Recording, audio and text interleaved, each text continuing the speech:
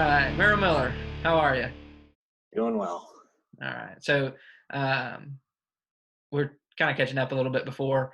Tell me like where you are again, and then what it is you do, and then I guess you can share a little bit about how you know me, and we can kind of just chat from there. Sure, sure. So yeah, my name is Merrill. I work at Northwestern Mutual. I service annuity, retirement account, stuff like that. I live up here in Milwaukee. Been up here, Wisconsin, last 10 years or so. But I met Matt back in high school. We were in the same class, the wonderful class of 12, I think it was. Yeah, 14.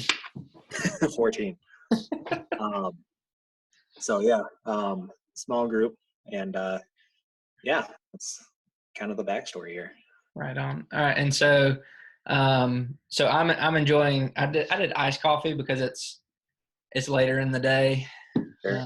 so I don't want to kind of have anything hot. But are you drinking coffee right now, or what you got? Yes, I got some store-bought Peets that I have in my little coffee mug from South Carolina. All right. So made Right it on. through Aero Press, if you're ever familiar with that. Yeah, right on. That's cool. And I'm especially interested in like um, the army part of this, and as it relates to like sleep, as far as like um, any collegiate sport, and then the army. Like, was sleep ever talked about? Was it just like you sleep when you can? Like, and how is it? Or I don't know. What are your thoughts on that? Yeah. So I did play football in college. So I guess we'll kind of start there since that's chronologically the first thing that happened.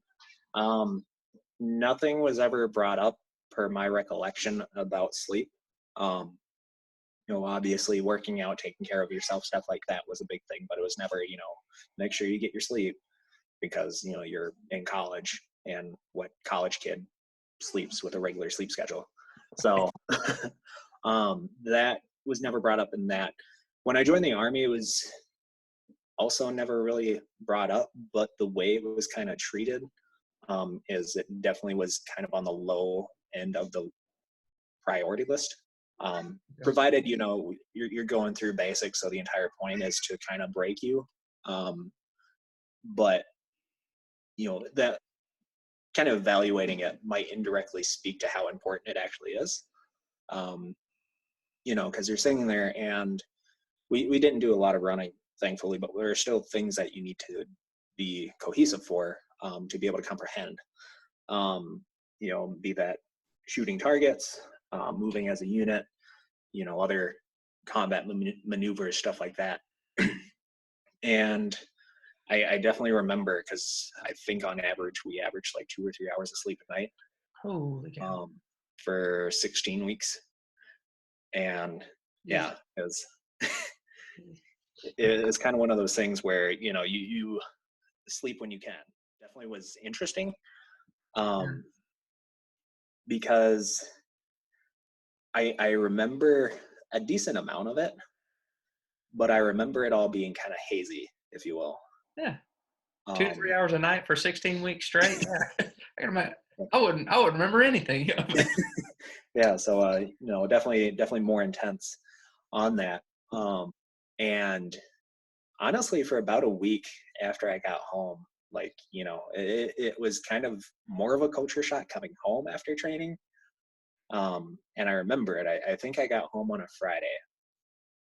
And I remember I ordered pizza. My friends ordered pizza. And I was like, I'm going to stay up until like 11 midnight. And I'm going to sleep until like 11 noon the next day. And I went to bed, and I woke up at like 3:30 in the morning and like just started throwing clothes on. And I'm sitting there, and I'm walking down the hallway, like fully dressed, wide awake. And I'm like, where am I going? Just because it had been so ritual for Yeah, the last, 4 months. I woke up at like 3:30 in the morning. It's like, all right, time to go. yeah. I'm like, there's nowhere to go. And I laid down in bed, and it was the weirdest thing because I was dead tired, but I could not go back to sleep. And that happened for like a week. Oh gosh. No matter how sleep deprived I was or anything, like 3:30 rolls around, you're awake. Man. And like, I just lay in bed and I'm like, go back to sleep, go back to sleep. But you can't. Yeah. Golly, that's rough. And then I think that's it's crazy to think about it, but it does kind of fit with all the sleep principles that I've read about. Is that if you institute a consistent wake up time, you know, every day, even on the weekends, regardless of how you feel, your sleep schedules will get better and better, and your sleep quality will improve. And it becomes just habitual at that point. But yeah, it's when you get maybe 6 hours throughout the week, and then on the weekends you don't wake up at a certain time and you sleep in until 10 or 11. And that's when kind of your sleep gets altered, and why a lot of people might be tired Monday to Tuesday, because they went very consistent throughout the week, slept a lot longer on the weekend, and then Monday, Tuesday, you're technically sleep deprived again because you're sleeping more Saturday and Sunday. So yeah, no, that's wild to think about. Just like, man, because I feel like there's been stints where it's like I'm just gonna sleep until noon, but like that you're up. And golly, man. Yeah, and one thing, kind of going off of the habit part is, one thing that I've noticed in my current job, because my current job is probably the most consistent job that I've had as far as, scheduling and all that stuff. Because again, as a financial planner, it's all kind of at your own pace type deal. And as a banker, it was still retail. And so with that, it was kind of like, okay, we're going to need you Tuesday through Friday, but you can take Monday off, but you work Saturday or whatever. Right. So there was nothing to pressure me into maintaining a consistent schedule. Whereas now where I'm at, my shift starts at 8:30. I wake up at 6:30, 7 o'clock every day. And that's my habit. And even on the weekend, I still try to maintain it, because likewise, I've noticed, it's like, all right, I'm gonna sleep in until 10, 11, 12. And I feel like garbage the rest of the day. Yeah, no, that's very interesting. That when I was treating in the clinic, there would be days where like I was just tired and I would yawn, and it felt really bad, because I'd be like working with somebody doing like a hands-on technique, and I'm just yawning right in their face, and like I apologize. I'm like, I'm so sorry. Like I'm with you. I'm here. My body is just yawning at you. I can't. I'm sorry. I can't do anything about it. And it was crazy because it would be on days that I might have, the 2 days before I might have not slept that well. But that day I slept in. I like slept in and like the latest possible moment to wake up, put clothes on, get to work. And that was the days that I was just like yawning, and it was nonsense. I hated it.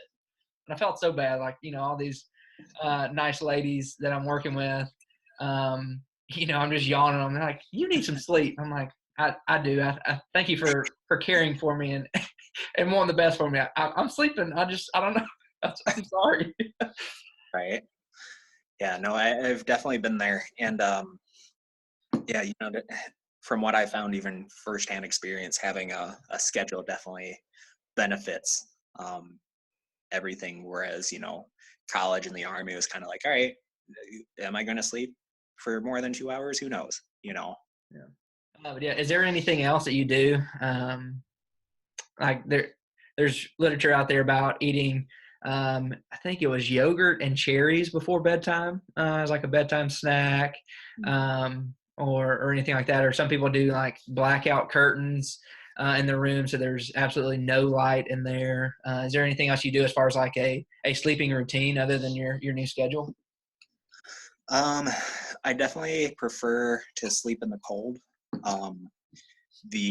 Not the last place, but place before last that I lived at, I was living in a house that I rented with other folks, and I was in the basement, and my room would get to be about, I think it was around 52.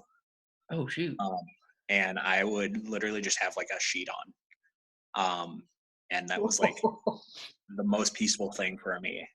And it being in the basement, like I had a little, like one of those like slit windows, Uh-huh. but nothing really much past that. Gotcha. And so completely dark, and just ice cold. And that was like probably my favorite, like sleeping.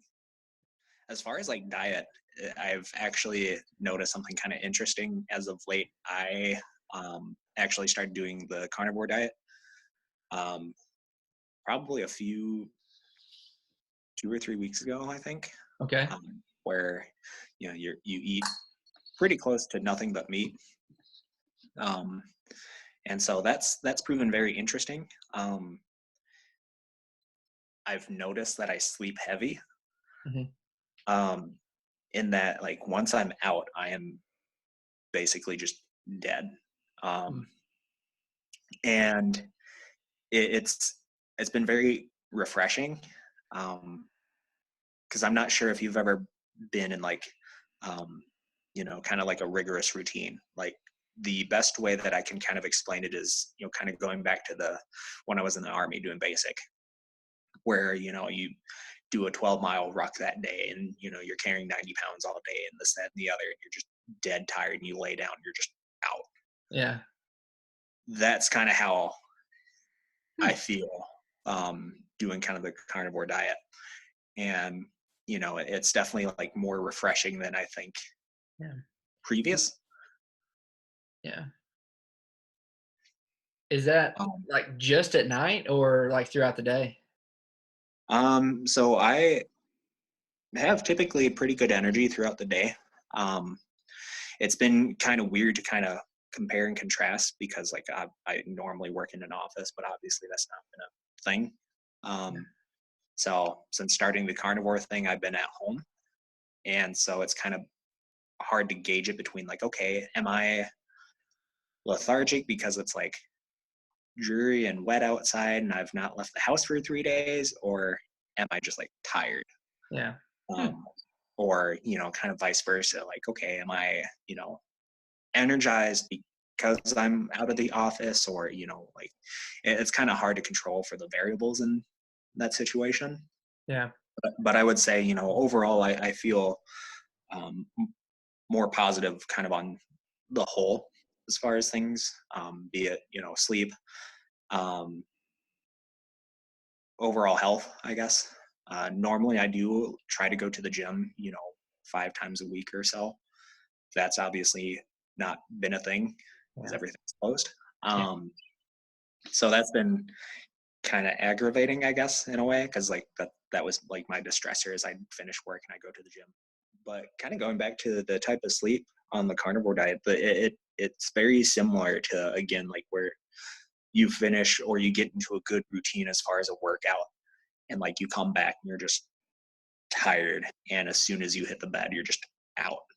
Hmm. uh, that's what it's been similar to. Hmm. Yeah. I'll have to look into it. Are you following like specific macros for that, or is you like limiting certain food groups, or what's? So it's literally as simple as just eat meat, Hmm. um, Okay. any animal product really, so meat, cheese, dairy, stuff like that. I'll have to look that up because I haven't read a lot about published papers and things like that on nutrition. But there's a lot right now that's kind of the buzz as far as like plant-based diets and things like that.